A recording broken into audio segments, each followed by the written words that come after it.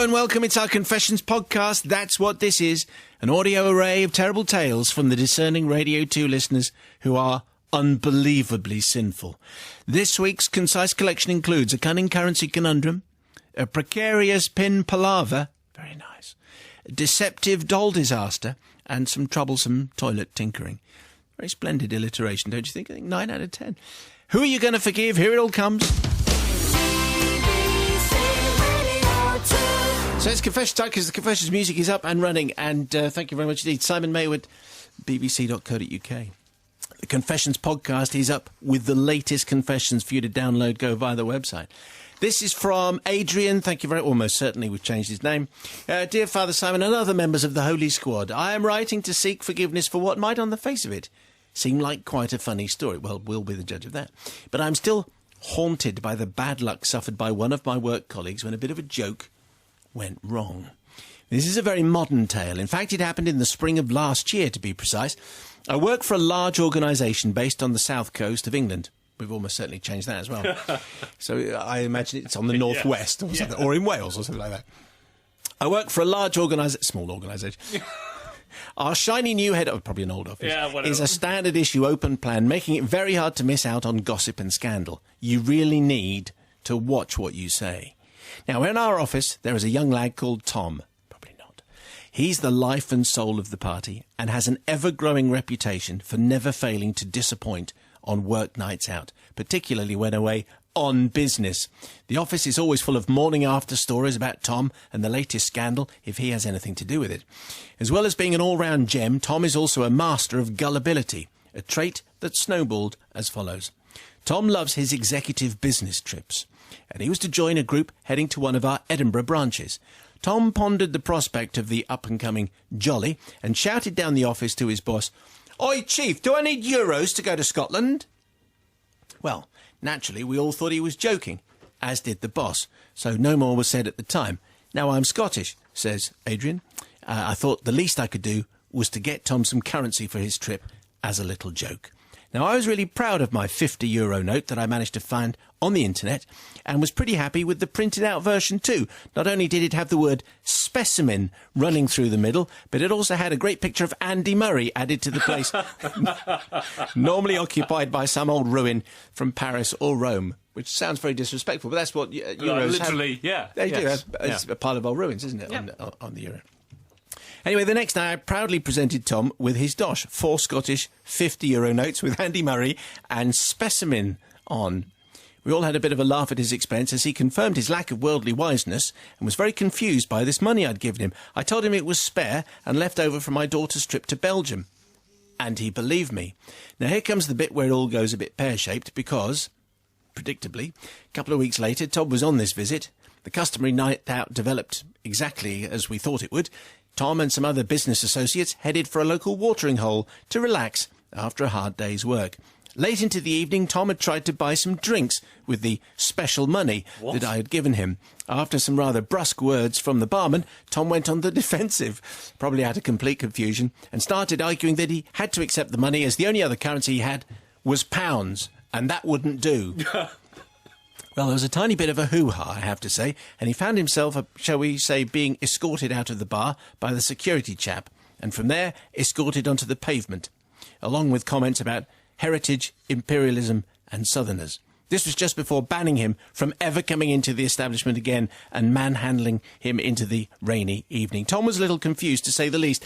Back in the office, the tale had spread south long before Tom had managed to catch his plane home. Thankfully, no harm was done, but I do feel that my attempt at Monopoly money contributed to a rather miserable evening for young Tom. So we need forgiveness, please, for these things. Humiliating my colleague, potentially bringing my employer into a bad PR situation, and for potentially upsetting the European Central Bank. Lots of love from Age. I'm not sure about the lots of love bit anyway. That's not going to curry any favour here, sunshine. So I think it's quite good. I think, I can't really see what he's done wrong particularly, but I do like the idea of going into a bar late one night in Edinburgh and trying to buy drinks with some money with Andy Murray and specimen written in large letters. What do you say, Sister Rebecca? Tom doesn't sound like the sharpest tool in the box, He does doesn't really, but he obviously is quite a lovable chap. Yeah, I mean, the thing is, if Adrian wanted to fool Tom into believing that this was real money that they used in Scotland, why did he leave the specimen on? I mean, he could have just got rid of that in order to... did he feel sorry for him? No, I think giving him some clues. No, I think what it was is there are rules about this kind of thing. Otherwise, you can be arrested. Yeah, and if you produce currency that looks vaguely as though it is usable, then you can be done. But I don't think anyone is going to say... I think it's quite a good defence in go, look, you see that Andy Murray picture? I think that means it's not a euro. That's your first clue, yes. But also the fact it was probably printed out on ordinary paper and felt nothing like a real note. I don't know, it's a difficult one, isn't it? Because most people would have realised it was just a joke and that would be the end of it. But Tom was very gullible. But I think he was probably... Adrian was trying to take advantage of his gullibility. So I think... On this occasion, you're not forgiven. Not forgiven, OK. I do remember once going to Wales and being asked seriously by a friend whether she would need to bring her passport with her. And me sort of laughing, going, yeah, probably. Really, should I bring my passport? Yes, do it. Bring your passport. Because it's also, Wales. Make sure you know about the time difference. Yeah, the big time difference, and you're not allowed to speak English. Tom, he's so lovable, isn't he? No, he's not. He's just thick. How has this guy got a job? You've been given a note that, number one, doesn't... I mean, we all know what a note feels like. And you've got this, and it doesn't feel like a note, and yet it's got specimen written across it, and it's got Andy Murray on it, and you think it's real money. How are you able to get out of bed in the morning? This guy hasn't got a clue. Lovable doesn't cut it with me, sunshine. Gullible doesn't come close. I am going to forgive, because, frankly, this guy... I'm amazed he can chew food by himself.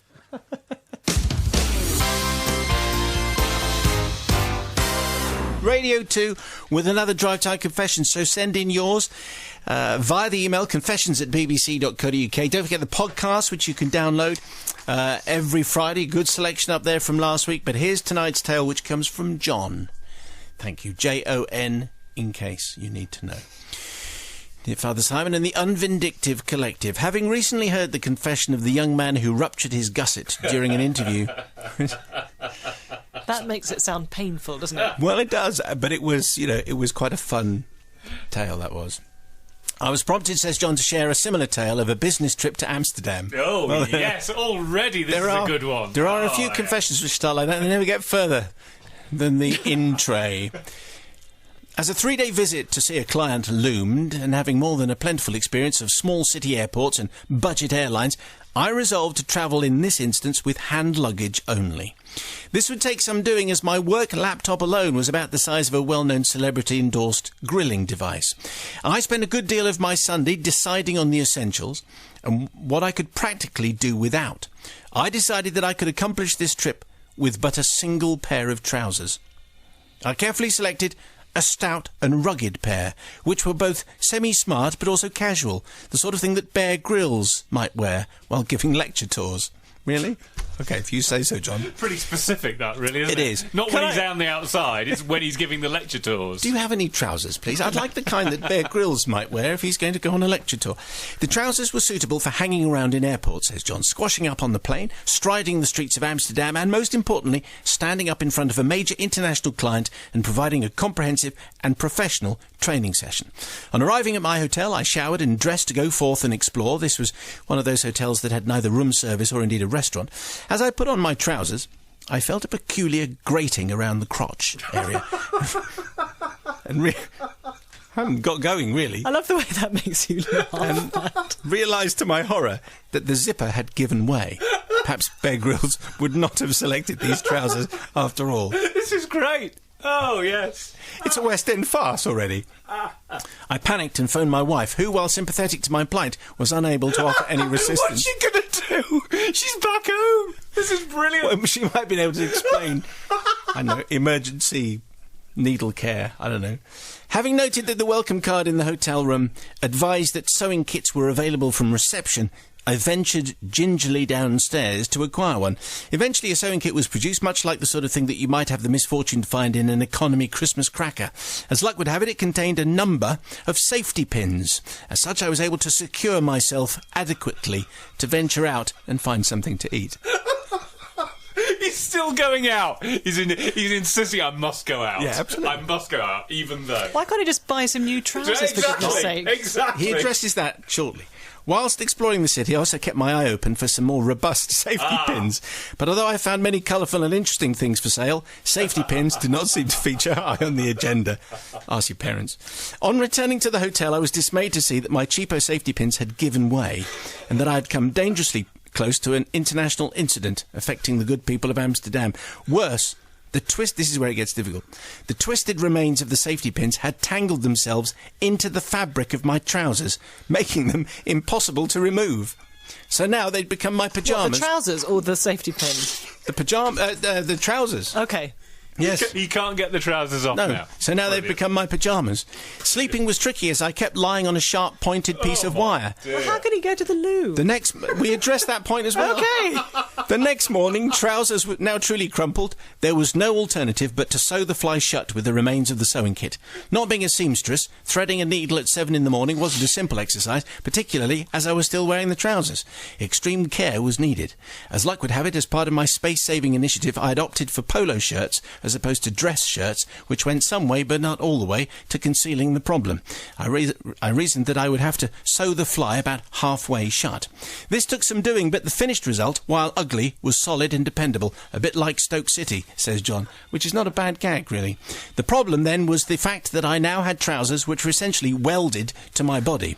Going to the toilet was a huge deal. It was a battle, and a battle that was repeated over the next few days every time nature called. I spent so long locked in a cubicle, everyone thought I had dysentery. I did consider buying some new ones, see? Yeah. But they were very expensive, so instead found a way at last to ease my delicately soft body over the metallic obstacle course that my trousers had become. It took 30 minutes to get off and 20 to get back on again. Plasters at the ready. With my polo shirts hanging out, I managed to get through the 3 days of training without, I think, hanging out myself and upsetting the nice ladies from the finance department. But this wasn't the end of the story. As I returned to Amsterdam Airport for the flight home, I approached security with my jet-setting know-how, effortlessly removing my watch, belt, car keys, whipping my laptop and liquid items from my hand luggage. I then stood and tutted with the rest about those who were less in the know as the queue wound forward. Approaching the security barrier, and this was one of those things like an upright MRI scanner as opposed to a simple metal detector, it occurred to me that I had a large number of sharp metallic objects protruding from my groin, the remains of the safety pins that were impossible to remove. Given the heightened nature of airport security at the time, I started to sweat badly at this point. Visions of security personnel pointing and probing at my nethers before the shuffling crowd grew in my mind. By the time I got to security, I was in such a blind panic. It was a miracle that I made it through it all. I decided to tell the truth, and I told the man that I had many pins in my pants. And explained what... Sending Matt over the edge. And explained what had happened. I've got to get this next sentence out, okay. Stop.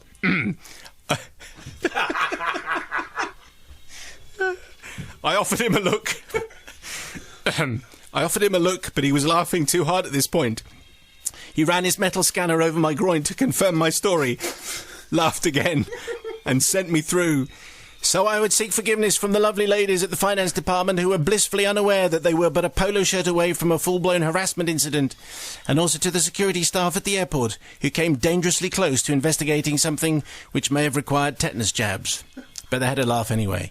You may be pleased to hear that the following visit I went to a seamstress, and the trousers are now properly recovered. Just buy some new ones next time. It's very easy. They're about, 15 quid or 20 quid or something? Splash out, 30 quid. Get 2 pairs. Well, thank you, John. Got through it in the end. Sister Rebecca.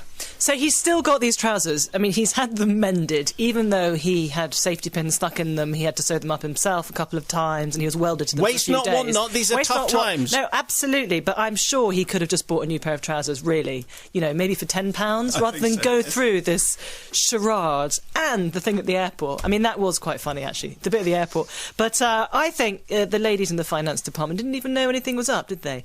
So they weren't harmed. No, they weren't the guys harmed, at the airport were fine. So no harm done. John, you are forgiven. Yeah, no, I think everyone seemed to have quite a good time, apart from John, Brother Matt. That is superb, isn't it? Let's be honest, the security people at Amsterdam Airport have seen far worse than that, I'm going to say, of people leaving Amsterdam with pins in their pants. What a line that is. If you put "I had pins in my pants" into any confession, you're always going to get forgiven. We're definitely going to... I mean, he's a little bit tight-fisted with he won't shell out for a new pair of pants.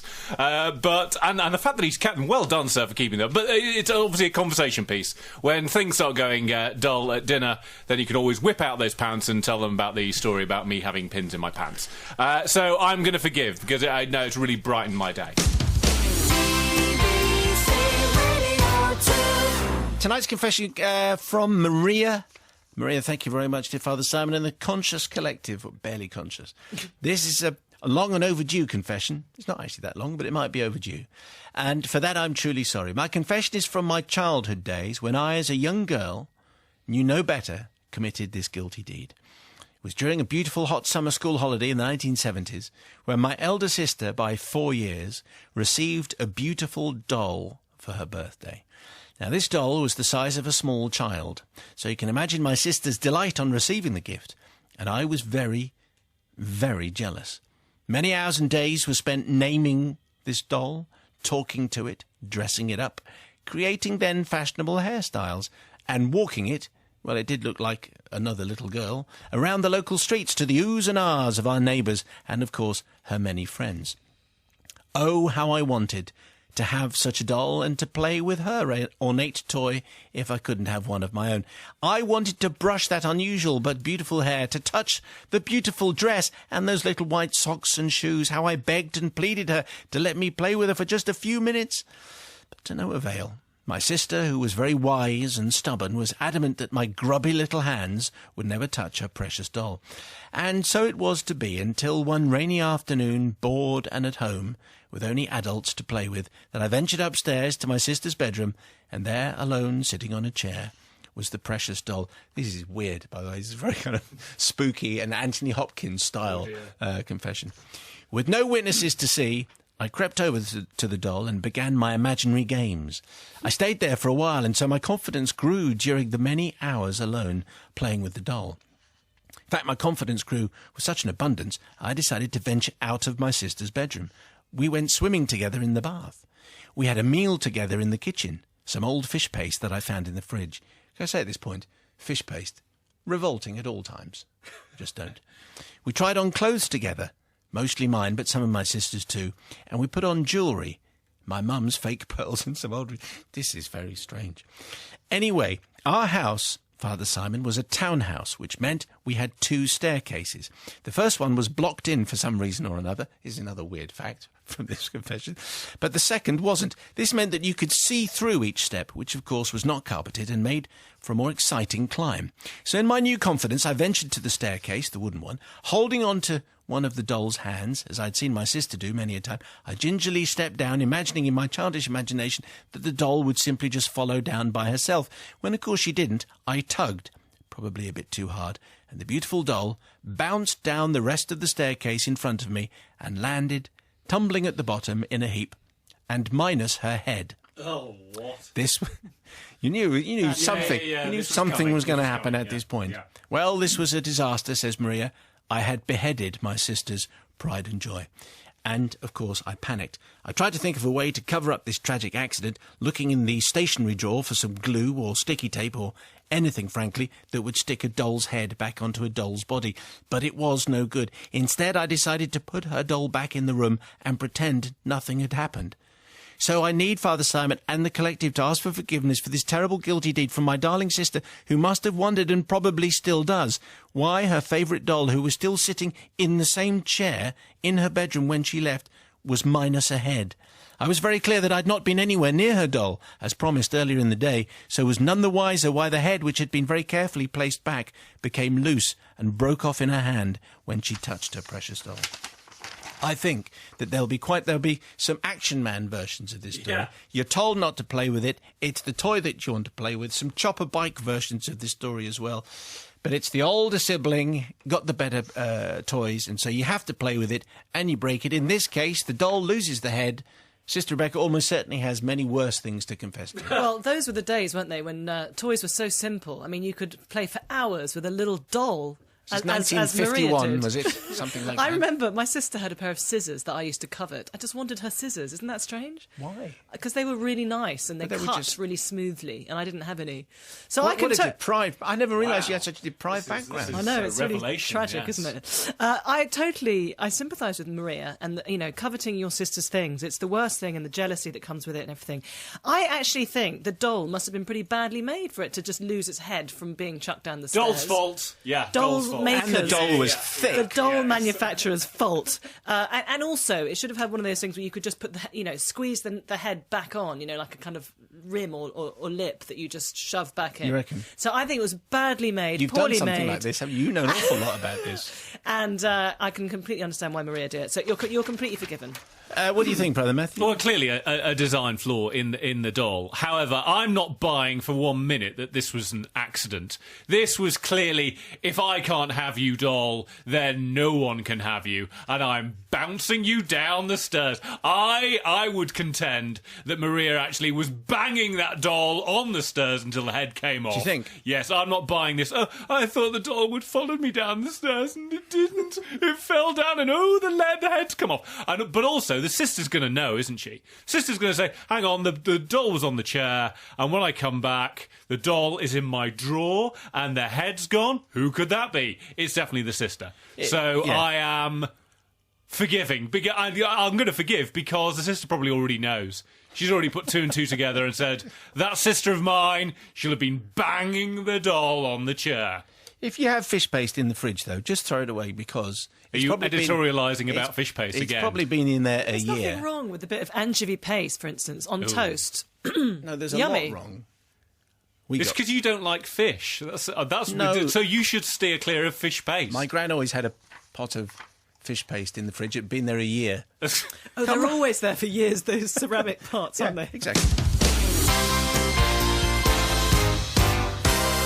So here we go with tonight's tale. It's our Drive Time Confession. The podcast is available, by the way. You can download everything from the week. It's available every Friday. The new one up then from tomorrow, bbc.co.uk/Radio 2. Dear Father Simon and the Inquisitive crew, this comes from Tim. Name change. This isn't an easy story to tell, Father Simon, as it still brings tears to my eyes. My family used to live in London, as did my grandparents. So my brother and I would often hang out at their house. After school, we'd race to see who could eat their toast and cakes first. It was usually Lawrence, my brother, who made it, which was a real drag, though it did mean that he put on the pounds faster than me. Ha-ha. So I digress. One holiday time, they wanted a whole number of jobs done around the house, and we volunteered, cheerily enough, to help them out, even though it meant we had to take time off from our actual paid jobs. It was the long, hot summer of 1976. Actually, I have to say, a lot of confessions seem to date from the long, hot summer of 1976. Why do you think? I think people got up to no good. Yes, because it was they were hot and outside steamy. all the time. Exactly, and the outdoors... No, that doesn't Brings work. it on. Does it? Oh, okay. Anyway, Tim continues. It was the long hot summer of 76, so the outdoor work suited us just fine. We planted grass, erected fences, painted walls and sanded floors for our grandparents. We messed up the sanded floors just a bit, actually, but as there were lots of rugs, we figured it didn't matter too much. If they ever roll up their rugs completely, they might find Tim messed this up, written in felt tip, next to the place where I accidentally sanded a hole completely through the floor, but it was only a small one. The fence looked good, I must say, but that wasn't what we were planning either, because the wooden planks were supposed to be pointy side up, but we didn't realise that. We put them pointy side down, which seemed more logical to us. We didn't realise this till many years later, but bless my grandparents for not mentioning it or complaining. The upside-down fence remained exactly as it was for the rest of their time at the house. But it is not for these errors that I need forgiveness. It is for a completely different incident, though it is connected. When we had finished varnishing the upside-down fence that I've told you about, we had some varnish left over. A whole can, to be precise. We didn't want to waste it. By this time, we had the DIY bug. We just couldn't stop. This was top-of-the-range varnish. I have to tell you, it was a joy to use. So we needed to keep varnishing. We covered the shed door. It didn't need it, but we painted it. The front gate, we varnished that. And just to see what happened, some leaves and some flowers in the garden. They looked lovely and shiny, although they did die later. Really? Sorry about that. Good job Monty Don's not around today. Even after all this excess work, we still had half a tin of varnish left. It was then that Lawrence had the idea, although he would claim it was me. He said there were 2 toilets in my grandparents' house, one next door to their bedroom and the other downstairs by the back door. Well, earlier my brother had had a rather unfortunate moment getting a splinter from the downstairs toilet seat, and the idea formed somehow that maybe both wooden seats needed a coat of varnish. Oh, I'm with you. Yeah, I think you might be. Which, in our defence, they definitely did. This was a quick job, obviously. A few swift strokes with our brushes, and hey presto, 2 lovely, gleaming toilet seats. Now, this was where it all went wrong, says Tim. Yes. What we should have done is to tell our grandparents about our helpful DIY plan before going out for a drink, and not the other way round, which is actually what happened. Granny and Gramps were both out somewhere, so we left the toilet seats up and adjourned to the pub. We only found out what happened when we returned home, and Mum had left a note saying that she'd gone to the hospital and we should meet her there. The words hit us hard. The note said, "It's about your Gramps, but it's not serious, ! You'll never guess, ! Love, Mum." Well, of course, we did guess. We knew exactly what had happened. Gramps had gone to do what one does, naturally, with the newspaper for company. Turns out that he'd lowered the seat and sat down, and he'd been there a few minutes, and he tried to stand up again, only to find himself stuck fast. No matter how hard he pushed the seat, it followed his bottom. Granny tried to help, but only got her hand stuck, albeit temporarily. She escaped to call the ambulance, which came and eventually rescued Gramps, removing the seat on the way. Much embarrassment and many apologies later, we all managed to laugh about it. My grandfather was the forgiving kind, though we never got asked to do any more jobs around the house for some reason. But it is the forgiveness of the collective and the nation that we need more than anything else. Tim, with a varnishing story. We have varnishing stories before there, and they often end up exactly like this, with an unfortunate bottom to an unfortunate toilet seat. Always tell people what you're going to do, and then you'll avoid this embarrassment. What do you say, Sister Rebecca? Well, if they knew immediately what had happened when they got that note, if they immediately knew what it was, then why didn't it occur to them to tell their grandparents before they went for a drink that they'd varnished the seats? That's what I don't get. They varnished the seats. They left the lids up thinking, we don't know where they are. This is what I don't understand. They should have told them. They should have known something might have happened. Yes. So I think that they were culpable, even though they didn't mean to do it. I think that you're not forgiven. They were doing all that work, unpaid work, and still you're being harsh. They were just trying to use up the varnish. Weren't they? Done all that work. I don't know. What do you think, Brother Matthew? Yes, that's me. Well done.